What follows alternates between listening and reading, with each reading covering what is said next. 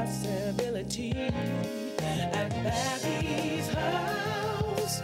Babby's house. Everybody is family.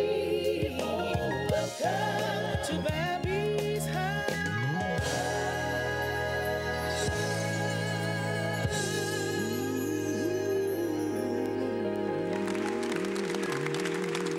Hello, everybody, and welcome to Babby's House. I'm your host, Babby Mason, and thank you so very much for being my very special guest. You know, as always, I want to bring you people, guests that will inspire you and bless you and inform you. And today's guest will do just that. She'll do all three. She's got a powerful story. She's written a book, and she's an author, a speaker, and she's also a crusader for those giving people a voice, particularly those who have been sexually abused.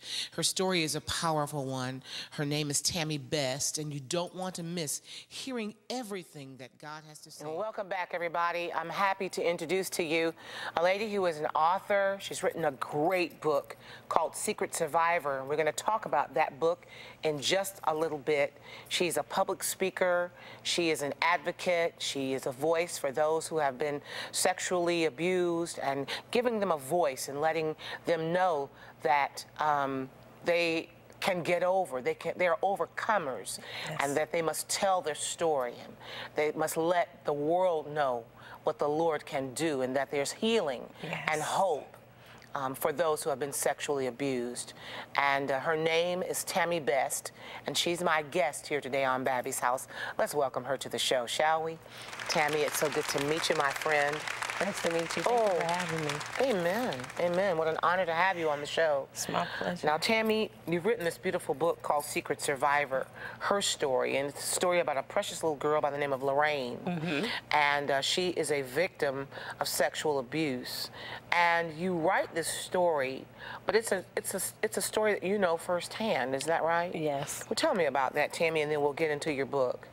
Well, if someone was to ask if I were Lorraine, I would say I used to be Lorraine. My earliest memory of abuse was when I was about 4 years old at the hands of a stepbrother, and it carried on for the next 10 or 11 years of the abuse at home.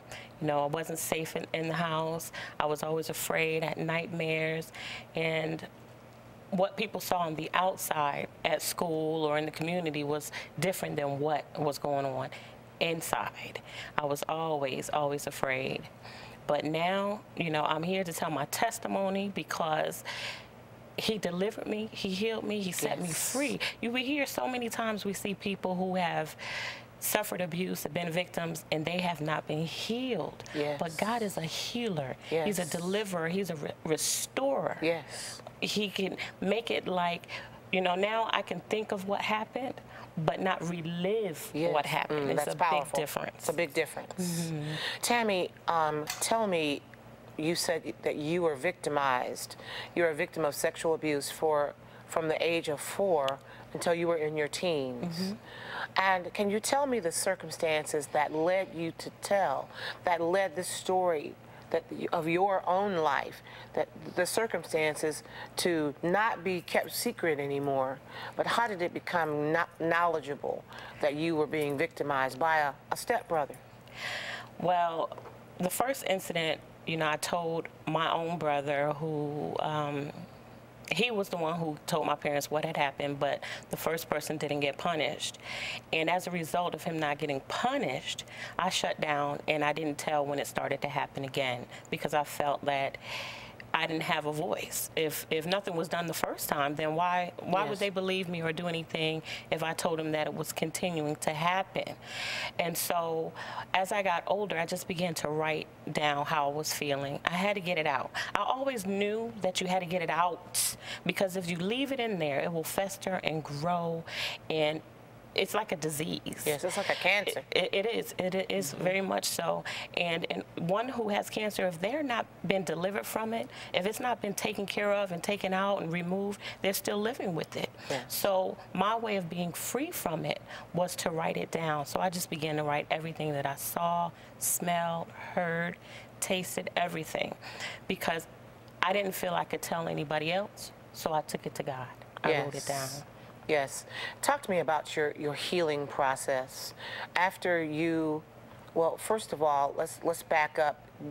And as far as being able to tell someone, did someone finally believe your story? Because oftentimes that happens to people when they're victimized, as you said first, that nobody stood for you. Nobody believed you. They didn't do anything about it. But were you persistent? Did you have to keep telling your story again before somebody believed you? What happened? No, I kept it a secret. I kept it a secret until I had my second child. I was pregnant at 16 with my second child, and I was so scared that something was going to happen to him that I went and I told someone. And at 16, that was the first time that I felt like someone had actually listened to what I had to say. And so I began to write. This is how the book came about, because I started writing it down, and I refused to keep a secret anymore because I was so hurt and so broken and so afraid that it was going to happen to my children. And I said, no, I have to. It stops right here. The buck stops here. It will not go any further. This curse will not continue on to my children. Even looking forward to my grandchildren, it would not go forward. So I began to write it down, and I wrote this book so that I can show other people you're not alone. Somebody will listen. Just keep telling. Tell. And the word says we overcome by the blood of the Lamb and the word of our testimony. And if he's delivered me, I want somebody to know that he can deliver them. And that's how I broke the silence, by writing this book.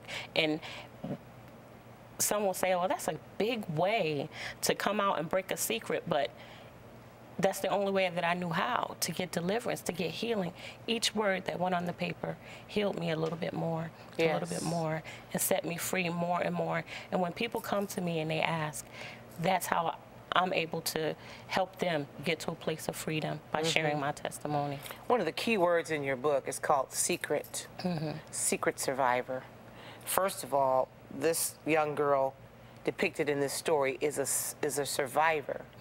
She's an overcomer. She's victorious. Yes. But before the word survivor is that word secret. Talk to me about what happens when you keep a secret. What happens to you emotionally when you keep a secret? When you keep a secret, it's like building a wall and you become a different person. You're living almost like a split personality, for lack of a better way to put it, because you feel like I was ashamed. I felt guilt, shame, hurt, and pain. And I thought if I told somebody, then they would look at me down. So I had to hold on to this secret in order to keep myself, in order to keep myself sane, in order to keep myself healthy. I kept this secret. But I'm here to tell you that the worst thing you can do is keep that secret, because a secret is disabling. It keeps you from reaching the full potential that God has in store for your life. It allows Satan to come in and destroy what God has placed in you. But when you break that secret, when you just give up that silence and you let somebody know what has happened to you, it's so freeing. Just to be able to say, this is what happened to me, but I am not what my circumstances are. I'm better than what happened to me. Oh, hallelujah. Wow. You're not a victim any longer. No. You are victorious. Yes, ma'am. Amen. Well, we want to talk more about your book, The Secret Survivor, when we come back after this break.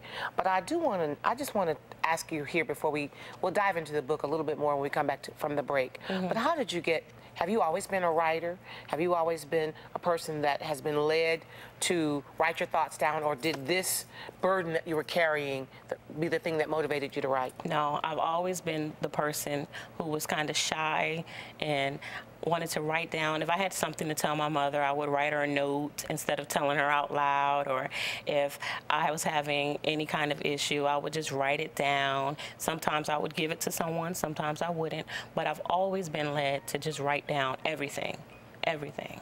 Well, that is displayed in this beautiful book called Secret Survivor, Her Story. And you said this used to be your story, because he whom the Son has set free is free indeed. And we're going to talk more about your book, Secret Survivor, when we come back. Stay tuned, because after this break, we're going to come back with more of Babbie's House and talk with my very special guest, Miss Best. And so we'll be right back after this.